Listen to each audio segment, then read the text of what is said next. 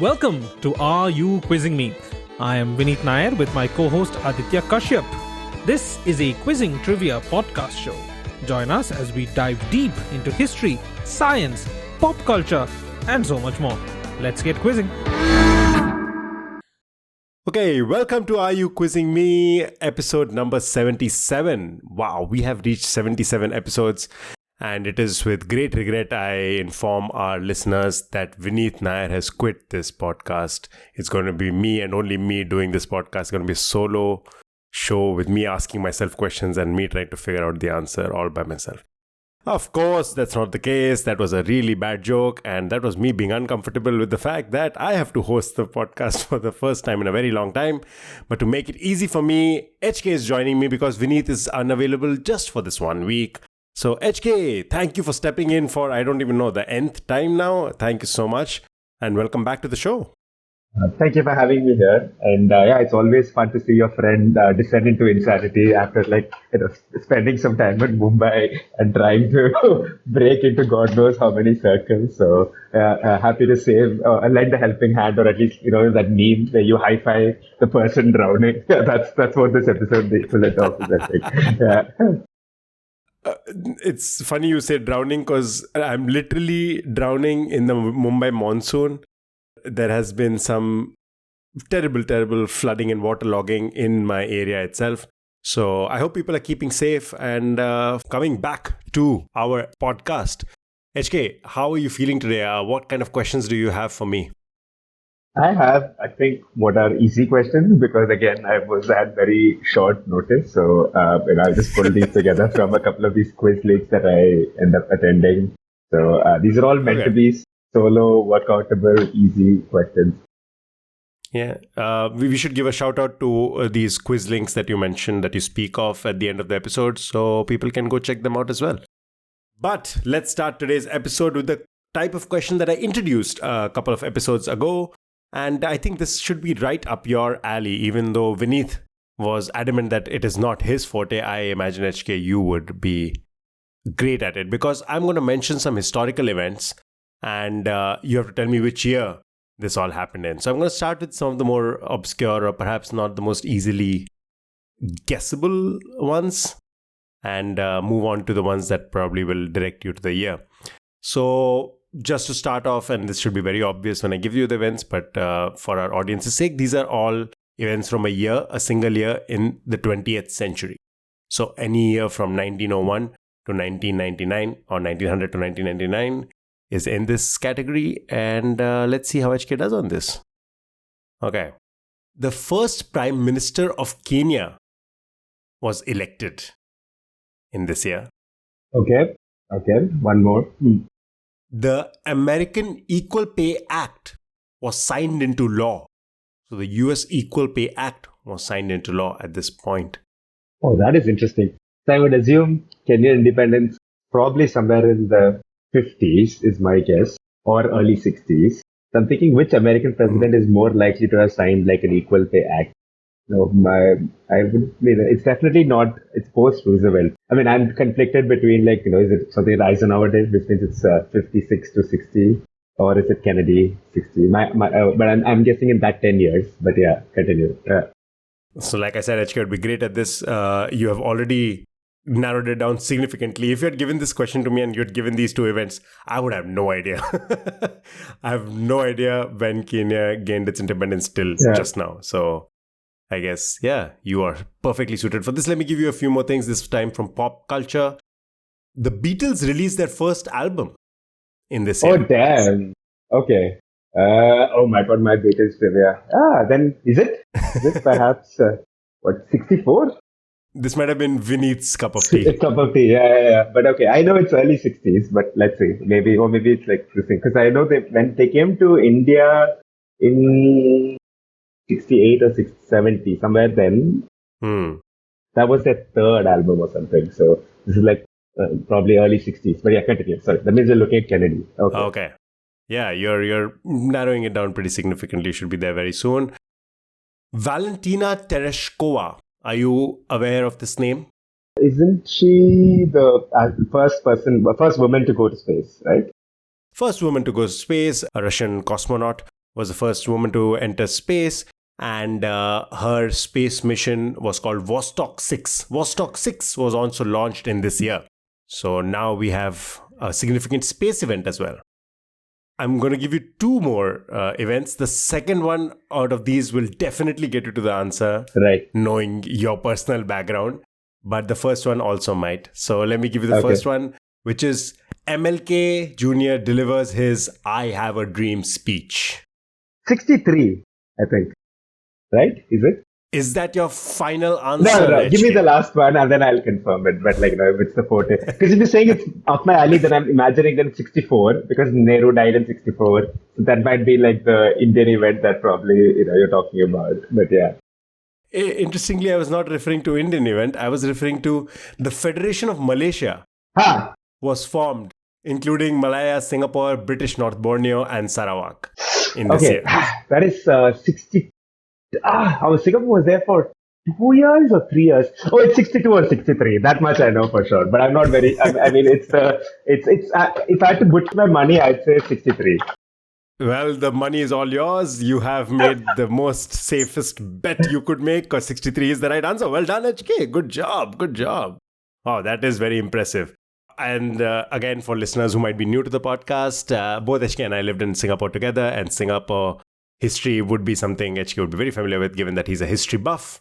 And also why today's episode might feature a few history-related questions just to cater to HK's taste and preference.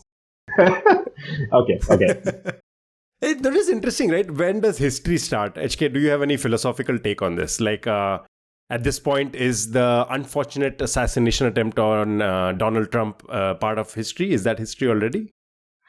That's interesting, right? I mean, there's always this.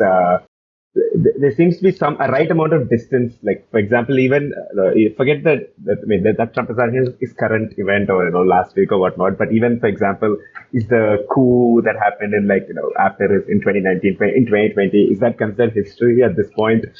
Considering that the actors and people involved are, it's tricky. It depends on what you see as the use of history. Yeah, it is a very philosophical question.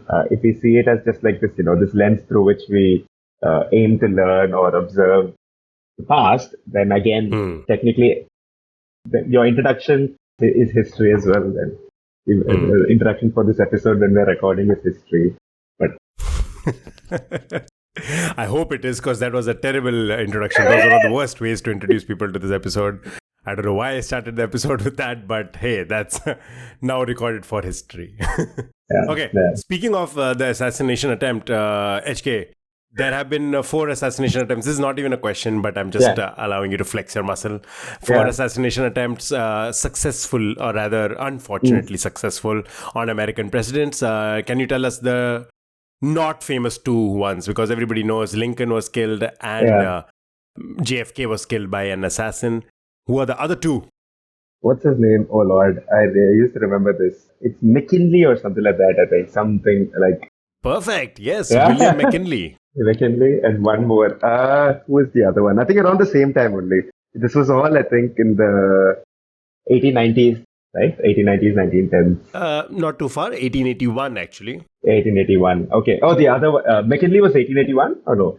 McKinley was 1901. The other one is 1881. Other one, oh God, I don't remember. This An orange cat would be my clue. Garfield, yes, President. Yes, James A. Garfield. So you're right. This is not even a question. This was just because it's in the news. Lincoln, Garfield, McKinley, and Kennedy were 4 of the presidents who were assassinated while in office. 3 others were injured by an attempted assassination. Of course, Donald Trump and Reagan, famously. Reagan, yes, Reagan, that happened in 81. And do you know the third one? There was a question on, are you quizzing me about this, right? The person who saved them was inspired by Reagan's role as a Secret Service agent to get into Secret Service. Perfect. Yes, you do remember that question. Well done. HK, top marks for that. Is the other one Teddy Roosevelt? Yes, it did feature on the episode where we talked about teddy bears and teddy bears being named after Theodore Roosevelt. So, yeah, Theodore Roosevelt, Ronald Reagan, and Donald Trump, 3 of the presidents who have survived an assassination attempt. And that brings us to the end of the first question. Well done, HK. 1963, also the year my dad was born. So, Lots of good things happened, lots of bad things happened. The birth of my father, I don't know which category it falls in. No, I'm kidding. He's a regular listener. Thanks, Dad. Thanks for listening. It was a great thing. Great year. HK, tell us, what is your first question? So this is etymology and probably a little bit of history, I guess. So the question is that the popular term for this ethnic group originated from the mistaken belief that they came from Egypt. Modern historians, however, have proved that they originated in India, and their name comes from a phrase meaning husband's people. Which ethnic group are we talking about here? Husband's people. So that's tricky, let's say, because that is like probably the difficult part, because it's I think from their own language. The popular term is from the mistaken belief that they came from Egypt. Egypt. Is it gypsy? Yes, it is gypsy. I mean, apparently that's not the term that you're supposed to use as well to refer to the people. So what's the term the actual term? So I think the gypsy is an outdated way of referring to the Romani people. Yeah. But Romani does not have anything to do with, oh my God, I'm going to sound like an idiot. I always assumed it had something to do with Romania. So that was going to be my next hint, which is not to be confused with an Eastern European country. So it has nothing to do with Romania, but Roma means husband in their language, and so Romani is like husband's people. Oh, but interesting. I was so convinced that Romani had something to do with Romania or Rome or Roman, and it has nothing to do with any of that. So there's like a follow-up question on this, which we can try to answer. I find that very fascinating. So basically, the dispersion of the Roma people from India was one of the many reasons. One big reason was that Afghanistan/Central Asian kingdom essentially kind of, during their invasions into India, they used to enslave a bunch of these people, and then they basically sent them away from India to Central Asia, and then subsequently Europe, which is how they kind of migrated as they reached there. So this dynasty, this is basically 10th century, 11th century. 11th century, I don't know how much you remember your 11th, 12th century history. They are big name, that dynasty, at least one ruler from this dynasty is a very big name in Indian history. Curiously, basically, they were overthrown in 1150 by their own vassals, who are also a very big name in Indian history. Oh, God, I'm going to expose how terribly ignorant I am about Indian history. But is it by any chance the Cholas? Are we in that zone? Sir, you're in the time period, but the Cholas did not have enough dominion to enslave people towards like North India and Central Asia, right? Like the Chola domain very comfortably was in South India. They extended as much, I think, little bit towards Bengal, and then much more Southeast Asia maritime vessels. Okay. The name of the dynasty comes from their city, which is a city in Afghanistan, basically. Oh, okay. Wait. So is it our man Tughlaq or some? Tughlaq is 14th century. Oh God. Much before. So basically the name to start it all off, basically, like your name in history textbooks to start off like Islamic invasion of India is like a very common kind of, it's a very contested thing to say now, also given the amount of people emphasis. But everyone starts with this person. My God, this is going to be one of those moments which I'm going to be like, of course I knew that. The first Afghan ruler to rule India. No, not rule India. This one is the one who raided India, not rule. Oh, okay. One of the famous temples he raided was Somnath.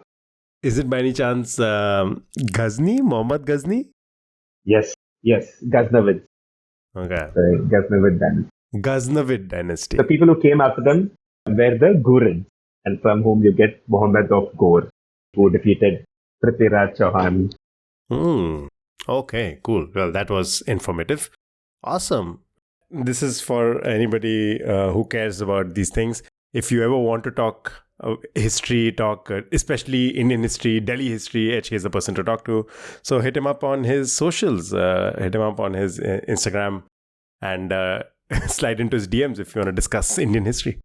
Okay, but let us move on from that question of history to my next question. Let's stick to this history. I like it.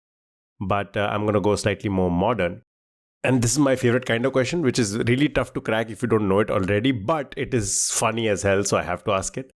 James Tuck, also called Jim, was working at the Los Alamos National Laboratory in the 50s. He pitched a concept for an early fusion power device. A fusion power device was not really in the making in the 1950s. They were working on fission back then, but there were some proposals, and James Tuck's proposal was one of them. His was based on the pinch concept, which was developed in the UK. Okay, so just a little bit of background.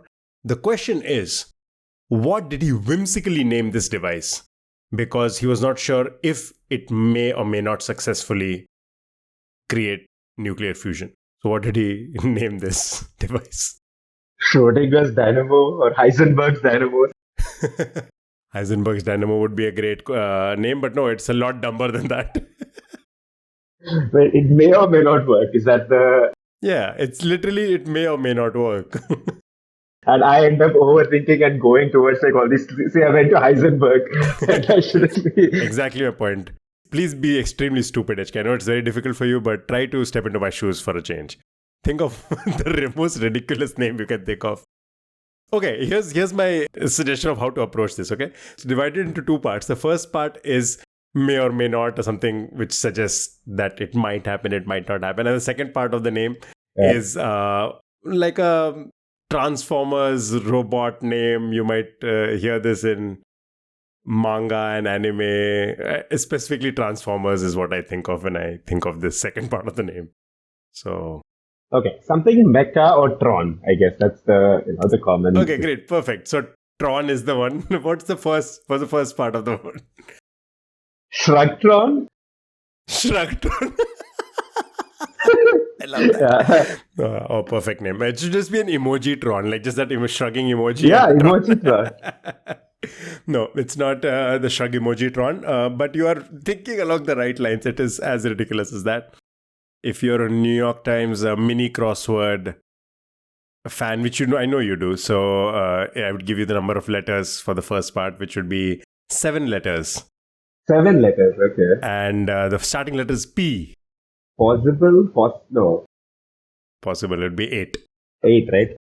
And the last letter would be S. Oh my god. So basically it's functionally a 6-letter word, is it? Or it's one of those, is it like a plural word? No, it's not a plural word. It's not a plural word.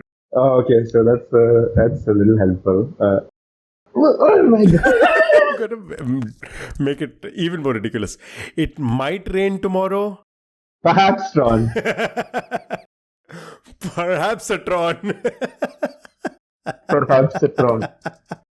James Tuck was a scientist working at the Los Alamos National Laboratory, and he had a long history of studying nuclear fusion. And he decided to pitch this device based off of the pinch concept developed in the UK, which was supposed to create fusion power. And he named it perhaps a Tron because he decided to whimsically name it on the chance that it might be able to create fusion reactions or it might not. It's perhaps a Tron. So clearly it did not. No, it did not. So I think very aptly named, I would say. He was not overselling it one bit.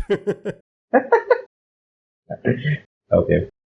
So speaking of internet culture and modern internet history, so I have a bunch of questions around like origins of internet slangs. Oh, so okay. Let's see how good your slang knowledge is. Mm-hmm. This slang is used to describe someone who behaves in the same way as most other people in society. Okay. And it gained popularity via 4chan forums in 2012 after it was adopted by cosplayers and anime enthusiasts and used to describe people who liked what they considered basic anime. So what's this term? Oh, I was actually going to say basic, but... No, so it's not. Very often a lot of these words are food related is what I've noticed. So is this something to do with food? Is it like... This is not something to do with food. This is a little more simpler, basically. This is like, just someone who is just basic. What's another term you would use for someone who is like basic or average? A rube is rube, but I don't think that's a very internet slangy word. I mean, rube is also someone who's like a simpleton. That's different, right? This is like literally someone who is just average. Like what is average is My mom would say it's me, but I don't think that's what Chinese use. Let's see.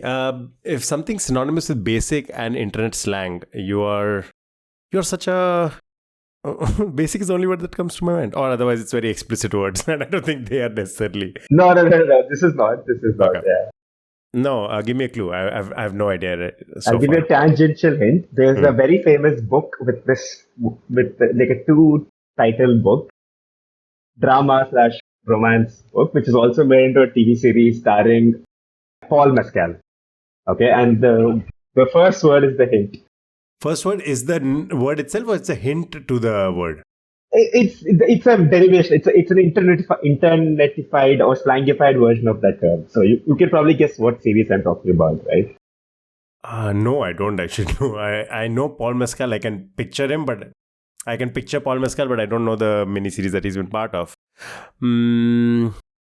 I mean, that could be a pop culture recommendation, though I haven't read or it's been on my list to do a lot, but I've heard so many good things that so many people have told that might as well be my pop culture recommendation. Like the book and the series. Potential pop culture recommendation. Okay.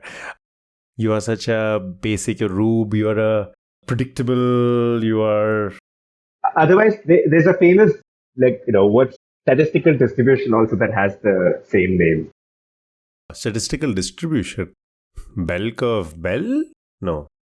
The technical term for the bell curve is not... It's a bell curve is the popular term. Oh, a normal distribution. Normal... so normie. Normie. Oh, okay, normie. Yes. Interesting. So normie came from cosplayers. Basically, people saying that if your taste is just basic anime, you're a normie. Ah. So it's like you behave like everyone else in society. Oh, I mean, okay. There's a similar-ish term that's probably much more recent. That might be another kind of follow-up question. And this is like a 3-letter abbreviation term. Again, used to describe people who just who probably are in the background or who probably have no control in their lives or who are just not going to have an impact. It's a very kind of, again, self-deprecating / derogatory term to refer to most of people. Oh, NPC. NPC, yeah. So that's also another term. Yeah. Right. Yeah. So the more modern term. NPC being a non-playable character, non-playing character, non-playable character. Non-playable character. Yeah. Right. Very cool. Also, a fun concept for the Ryan Reynolds movie, Free Guy, where he's an NPC who gains awareness, self-awareness, and comes to life, I guess, in a way, in a game. So yeah, Free Guy. Random pop culture recommendation. Cool. Do we have any more in this category? I have 2 or 3 more. Let's do a couple more. I think this one you might, this you might probably be able to get. So this slang is often used in online gaming to indicate someone has been defeated or destroyed. Okay. But not to be confused with pwned, PWND. I think that's come up before also. Yeah. But this term has also been embraced by crypto bros to indicate an utterly ruined position. So, what term is this? Ooh, crypto bros, you have been utterly destroyed, decimated, pawned. Okay, but you said pawned is not, owned is not. Yeah. Wow. There's a famous phrase, get disturbed, kiddo, or Also, not an explicit word, technically.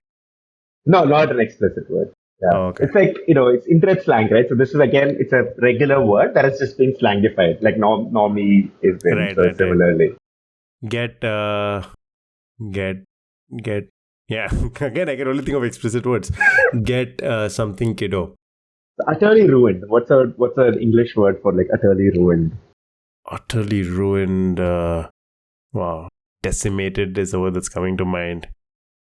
But something simpler associated with ship. With ships. Wrecked. Get wrecked. Oh, okay. Wrecked. R-E-K-T, that word. Okay. Get wrecked. Very cool. One last one we'll do. Let's say this. This is also a fun one. And I didn't know this came from this. So this term gained popularity through 4chan's porn boards, where users regularly used it to request for the origin of a particular GIF or video. Okay. So this slang itself supposedly originates from the anime / the manga Ghost in the Shell in the early 2000s after a character misunderstands 2 similar words. So what is this term? This is when a user would be requesting for the origin of something, of a meme.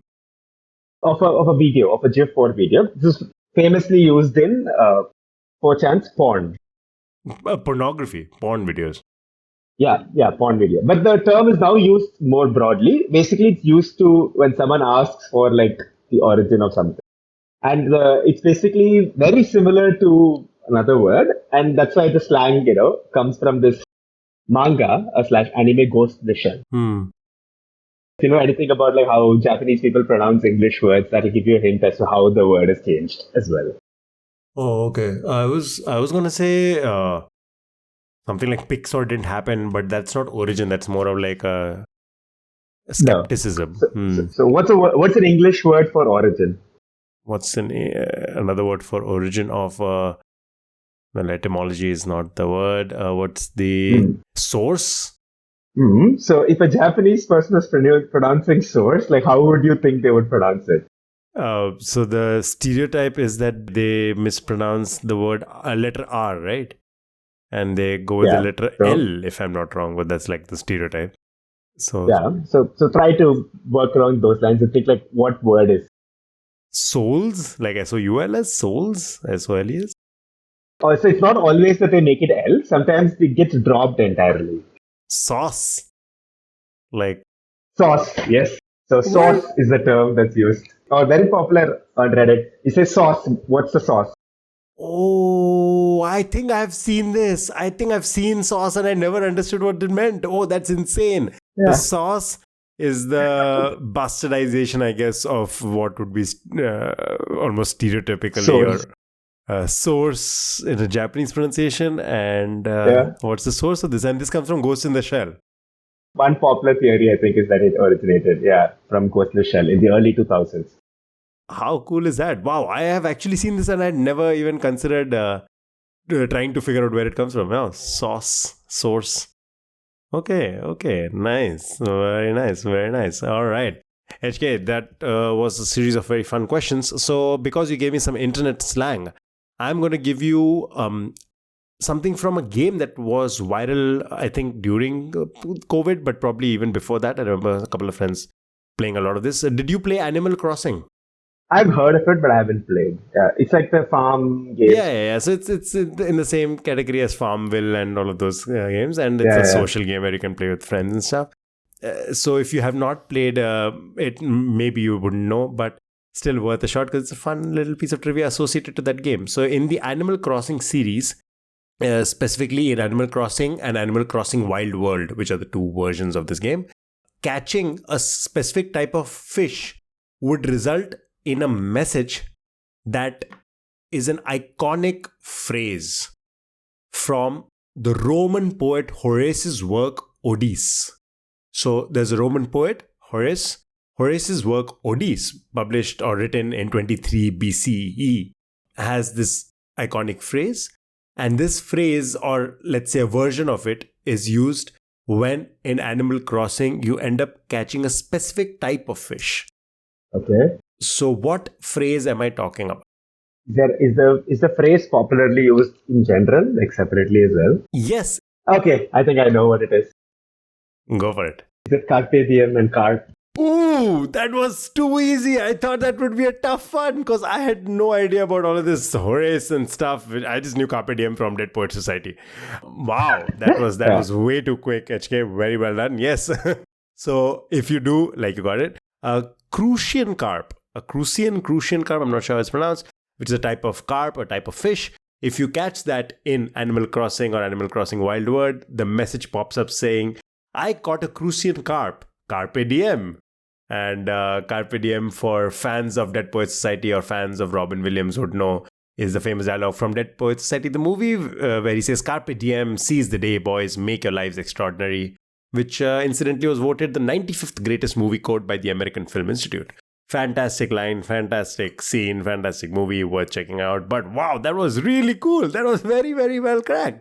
I am infinitely impressed, HK, as I always am talking to you. But yes, so another instance in that. Well done. Thank you. My face can only get so red as Adi sees, but yeah, I mean, thank you for all that praise. Let's go to another etymology question, also kind of related to trade this time, and a little bit of history perhaps. So, the name blank, okay, is derived from the Yemeni port. It's of with the same name, okay, which was a port well known for its coffee trade from 15th to 17th century, and where small quantities of fine coffee grown in the hills was exported. So when coffee drinking culture spread to Europe, Europeans referred to coffee imports from Arabia as blanc. Even though coffee from Yemen itself was uncommon and it was probably mixed with coffee beans with beans from Abyssinia, which is Ethiopia, and later coffee from Malabar, like India or West Indies, right? But the coffee drink today, which is also called blanc, is made by adding an ingredient, and some believe this is the result of confusion caused by the flavor that may be found in the blank coffee or Yemeni coffee. So do you have an idea of this? I do. I think as soon as you said port in Yemen, even before you said coffee, I knew this piece of trivia. It's one of those things where if you read enough trivia, you have heard of this. You are talking about mocha, the coffee mocha, which is named after Al Mocha, the Yemeni port. Yeah, it is. And there's another, I mean, you must know there's a brewing device also, right? That's also the same origin. Oh, wait, brewing device. I don't know the brewing device. Oh, there's a brewing device. It's, you never heard of the mocha pot? No, I've not heard of the mocha pot. Oh, wow, you haven't heard. Okay, I should have asked that then, because that was the original question actually about the brewing device. Then I was like, maybe this is the tougher question, because I thought it was very much more well known. It's a very popular Italian this thing. So the name is confusing, right? You think the mocha pot is used to brew like mocha, which is like now coffee and chocolate, right? But no, the name is from the sport of mocha, which is broadly associated with coffee in general. So mocha pot is just a coffee brewing method. No, I don't think not necessarily or exclusively only used to make like mocha coffee. So yeah. Okay, all right, cool, wow. I did not know about mocha pot, so well, that's a little TIL for me. Okay, so moving on from that to another question based in the Arab world and sticking with the theme of history. Let's talk about a famous merchant from that part of the globe. This particular person, X, was an Arab trader who first visited an island and later lived there, and this island came to be named after him. He was still alive when Vasco da Gama called at the island in 1498. So during the 15th century is when this particular gentleman X was active and going about his adventures, and was still alive when Vasco da Gama came. And eventually, of course, that island town or that island was ruled by the Portuguese, who named the island after X. X is also the name of the first Islamic university that was opened in that island, on that island in 2000. So it's a relatively famous university. At least people in that area would know of it very well. Maybe the rest of the world not so much. Do you know which island is named after a famous merchant from the 15th century? 1498, right? If you look at Vasco da Gama's travels, then the first thing that comes to mind is, I don't think this is India, right? Off the coast of India. I think this is off the coast of Africa, right? Exactly. Yeah, it is off the coast of Africa. I mean, there's the famous island that I can think of is Zanzibar. Is this Zanzibar? No, it's not Zanzibar. Okay, so that means is this also in Tanzania by any chance or no? So, okay, interestingly enough, the island is part of a country which is now part of the African mainland, of the continental mainland, and which is not Tanzania, but it is right next to Tanzania, if that helps you. And both the country and the island have the same name. Okay. Next to Tanzania is Kenya. Further north, is it Somalia by any chance? Is there like an island? Is that the origin of... No. I don't know if Tanzania and Somalia... Mozambique is below. Mozambique is... Well done. Mozambique is the answer. Well done. Well done. There was this question about Mozambique. That was also related to Mozambique, right? Or something. Yes, that is how the word Mozambique came from. But the word Mozambique itself comes from the name of this famous merchant, of this Arab trader. His name was Musa bin Beek. Musa bin Beek, which should directly give you a why it's Mozambique. And he is the origin for the name of the island of Mozambique and the country of Mozambique. The island of Mozambique is just off the coast of the country and is also the name for the first Islamic university that was established in Mozambique in the year 2000. Musa bin Beek University, Mozambique. And the etymology for a country name named after a person. Not a lot of examples of that. We did state names after people in the previous episode where we were doing American states. And I was taken down this rabbit hole of countries named after people. And this one seemed pretty interesting. So Mozambique is named after Musa bin Beek. Bik. Something along those lines. There is one more piece of trivia about Mozambique. Mm-hmm. Something about its symbols. Do you know that? No, or maybe I do, but I right now I don't know what you're talking about specifically. Tell me. The flag. Something about the flag. I know it's the African colors. I guess that's what they're called. The green. There's something on the flag which is very unique. Which is not. If I'm not mistaken, is not in any other flag. Oh, I think I've read this. Is it an AK-47? Is it a gun that is the only flag with a gun on it? With a gun on it, yeah. I think there are swords on many flags, of course, but I think the only flag with a gun on it is. Yeah. Nice. I actually would not have gotten that, except that I think in preparing for this question, I came across a flag, so it was still fresh in my memory. Yeah, you're right. It is the gun on the flag. Is it an AK-47 specifically? It is an AK-47 specifically, like Kalashnikov, basically. You can make it out very clearly. It's that distinctive shape. Nice. Okay, HK, your question. So again, this is similarly themed, so keep that in mind. Like both the questions are linked. Sirens used on emergency service vehicles, such as ambulance or police cars, come in many variants. Mm-hmm. Which siren variant that alternates between a high-low elongated frequency is the most prevalent and used for generic vehicle response? It's an English word that means a prolonged high-pitched cry of pain, grief, or anger. Oh, okay. So there's a name for this siren. I was just going to make the sound. For fake lesson. No, you can go and make this. I'm assuming you mean the that's the one that I can think of. But Yes. I don't know Yes. what the name for that. Oh, I did not know that thing had a name. I always thought of it as the ambulance siren or the fire engine siren. And you said the English word means a wail. That's the answer. I said prolonged high-pitched cry of pain, grief, or anger. Yes, it's the English word meaning. Yeah, that's the answer. That has to be the first time on this podcast where I've just given the answer without realizing I gave an answer. The wail. Oh, okay. All right. That makes sense. All right. That's called a wail. There are other variants. So this variant sounds similar to the wail, but has a low frequency tone that can be felt near the vehicle operating it. Okay. For example, over the music someone plays in their car. Okay. So the term is also used to refer to a stupid mistake, the type that might evoke laughter.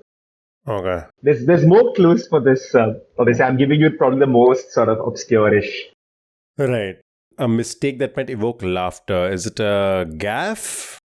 No, not a gaffe. Also, again, remember, like it's a veil, right? So it's like a soundish word. So a gaffe doesn't particularly evoke like a sound. True. Something which is sound, but also a mistake, evoke laughter, a mishap. Boo-boo? Is it a boo-boo?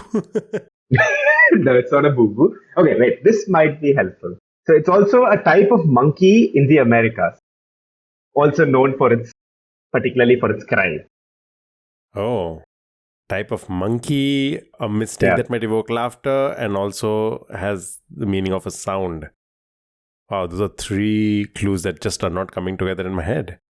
Type of monkey. Is it a very common type? Like, is it like something like a baboon or something? Or is it a very specific name that... No. So it's literally this term, monkey. That's the name of this thing. Okay. No, is there any other clue that might help me? One more clue. This is probably more relevant to the two of us specifically. Mm-hmm. This term comes up in Harry Potter. And famously, this is introduced in the second movie in a very memorable scene, the books and the movies, when Harry and Ron are sitting in the Great Hall. Oh, the howler, the howling monkey. Is it something like that? Yes. Yeah, howler monkeys. It's the howler. The howler Ah. is also, of course, a gasp, a mistake that evokes laughter, right? So, Oh, okay, right. Yeah, howler. Okay, sure. I get that. Wait, so a howler is a type of siren that is low frequency version of the whale.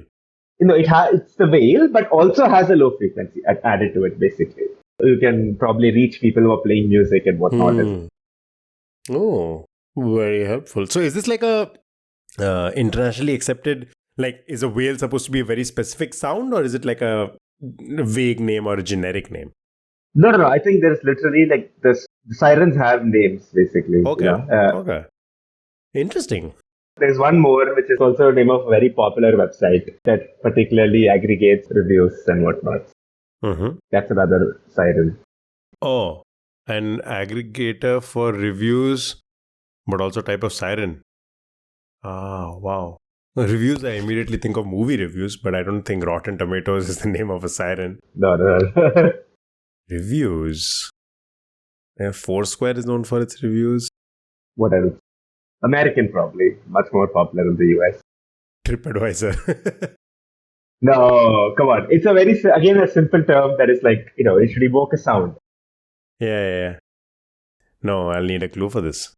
Clue which will probably give away, or was originally in all these questions that I'm omitting, is like they always mention the number of letters. This has 4 letters. Okay. Ooh, 4-letter website that is for reviews. No, yeah, I don't know. I'm very surprised that you specifically, considering your interests, are not familiar with this website. What do you think you're interested in? What interest am I referring to specifically? Food, I'm guessing. Yeah, so Foursquare is the only one that's coming to mind, but that's again more generically. Foursquare is the defunct. My God, restaurant reviews. What's the most famous website for restaurant reviews? Yelp.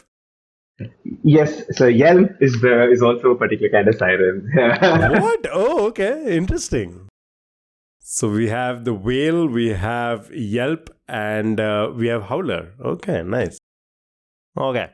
So I'm gonna get us the last question for this episode, and those have been some very interesting questions. Thank you so much, HK.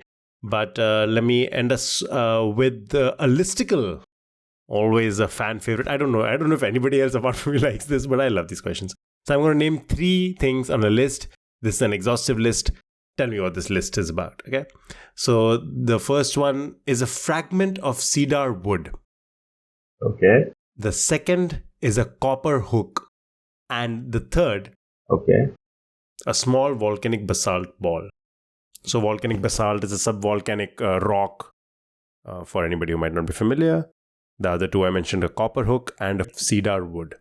It's always a trick in these, from what Vinit also does, is kind of narrow it down to some domain, right? Like, so what are they even related to? Like, I remember the last listicle I remember listening to was the one about the prayer, right? That was supposed to be offered in space. That's the one I remember. So what is this?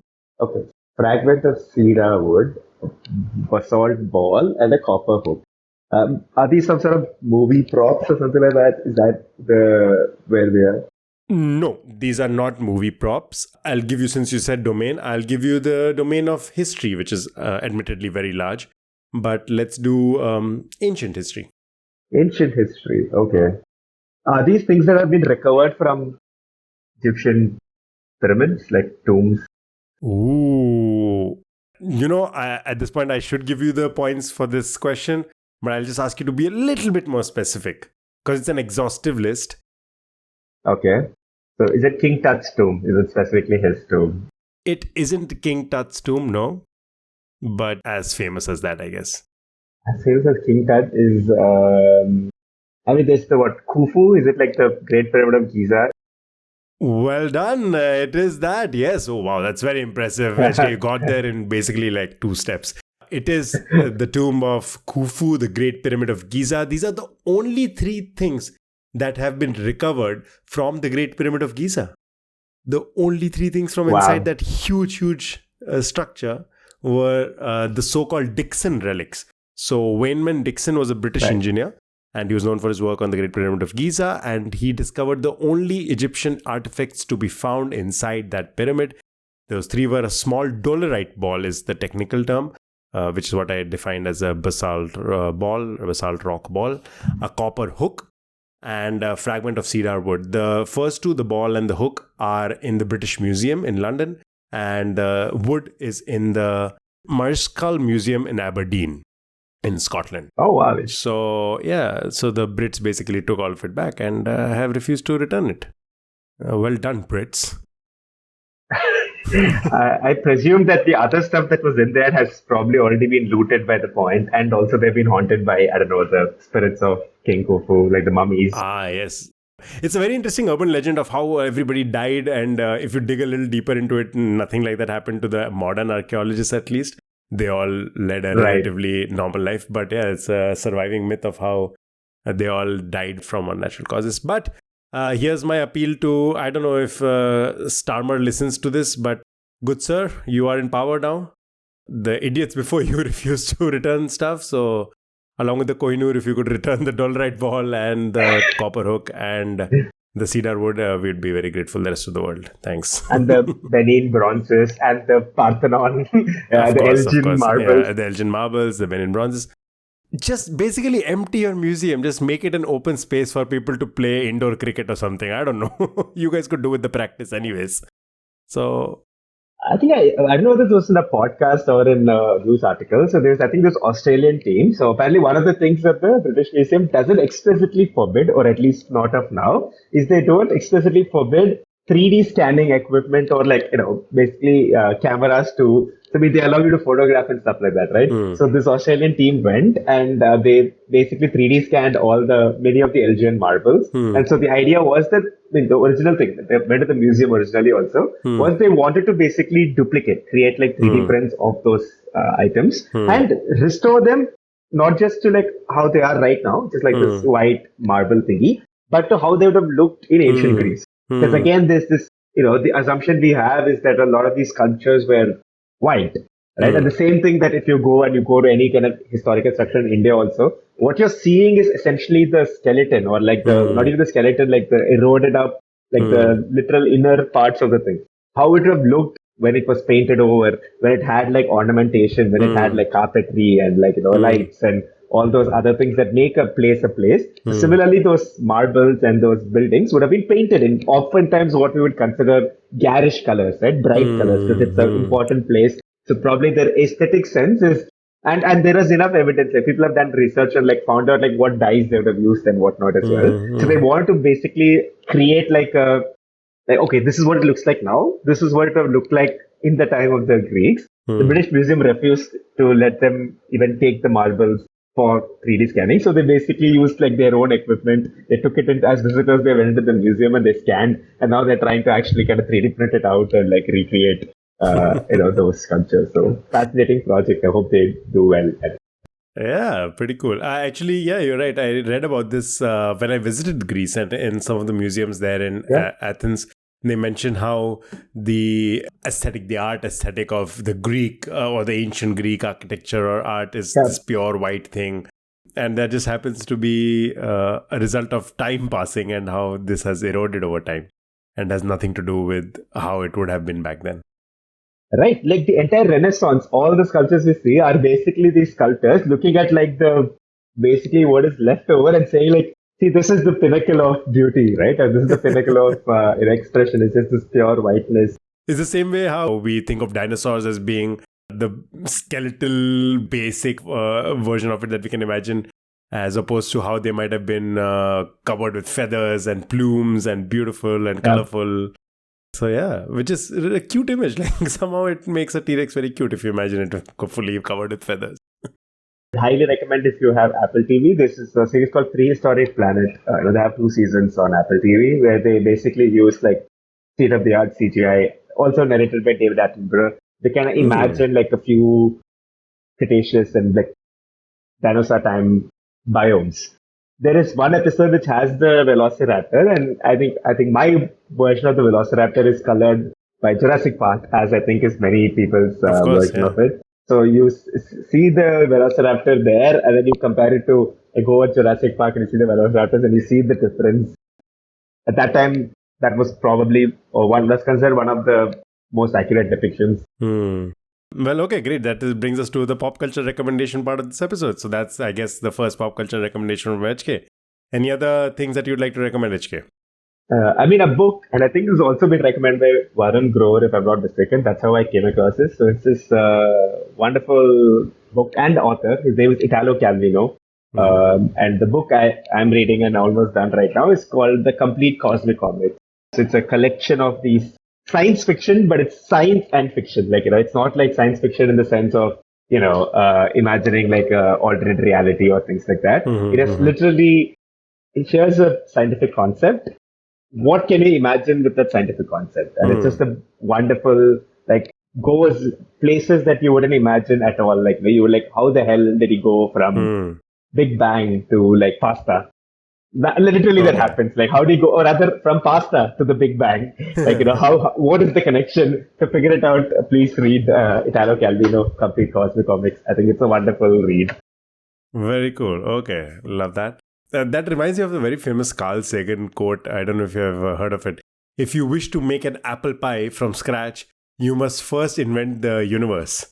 And I have always found that to be such an interesting thing, because I love cooking, and for me, I'm one of those people who will be like, no, I want to make it from scratch. And then you realize there's no truly making anything from scratch, because at some point you are working off of the effort of other people or all that has happened before you. So I love this quote. Carl Sagan once said, if you wish to make an apple pie from scratch, you must first invent the universe. Love that man. Fantastic quotes. Yeah. Speaking of fantastic things, I guess, what a poor segue. I watched The Night Manager, and I'm talking about the British version. I haven't seen the Indian version. From what I've heard, it's not very good. But the British version stars two actors who I greatly admire. I really, really love Hugh Laurie. I've loved him since his days of a little bit of Fry and Laurie. Stephen Fry and Hugh Laurie, both phenomenal actors. Great comedy, great sketch comedy. Followed up with House. Love that show. But my recommendation for this episode is The Night Manager, where Hugh Laurie is also in a pivotal role. If I'm not wrong, in an Emmy-nominated role. Olivia Colman, a phenomenal actor. I don't know how she is, but she's one of those actors who's just so effortless on screen in whatever she does. It's astounding. You forget for a second that this is even somebody pretending to be another person. She's great in every single role she does. And it has Tom Hiddleston. So, a beautiful man. Eye candy always. So, Tom Hiddleston, Olivia Colman, and Hugh Laurie in The Night Manager. Check that out. I also have a recommendation for a website, or I guess a game. I have in the past mentioned this website called GeoGuessr, which HK and I both used to frequent. So I'm going to recommend something along those lines, and this is called Travel, and it's spelled Travle, travel.earth. And if you're a Wordle fan, it is something along those lines, but for geography and travel geeks. It starts off by giving you a destination country and origin country, and you have to plot your way from the origin to the destination country in the least possible steps. So it depends how far apart. Sometimes it's only a few steps, sometimes it's a lot. Fun little website for those of you who want to play these games. And again, something that HK also does, I know. So another recommendation, I guess, Wordle and Connections, all of the New York Times games. I use the free one. I think HK has the paid version. Either ways, if you have money or if you don't have money, you can go enjoy the New York Times games. So spend 10 minutes, 15 minutes of your time each day doing this if you can spare it. Worth your time. I promise you that. About travel, it took me a really long time to realize why I was getting +0 and not perfect, and it took me a really long time to realize that there's a source and an origin country, like a destination country. Like I would basically go both ends and kind of meet in the middle, and then I would so even if you solve in the exact number of steps that they require you to solve, it just doesn't show perfect. It shows +0. So you have to do it in the order from origin to destination, only then you get the perfect score. So interesting. I solved it correctly, but why am I not getting that thing? So they literally have perfect +0, +1, +2. So right.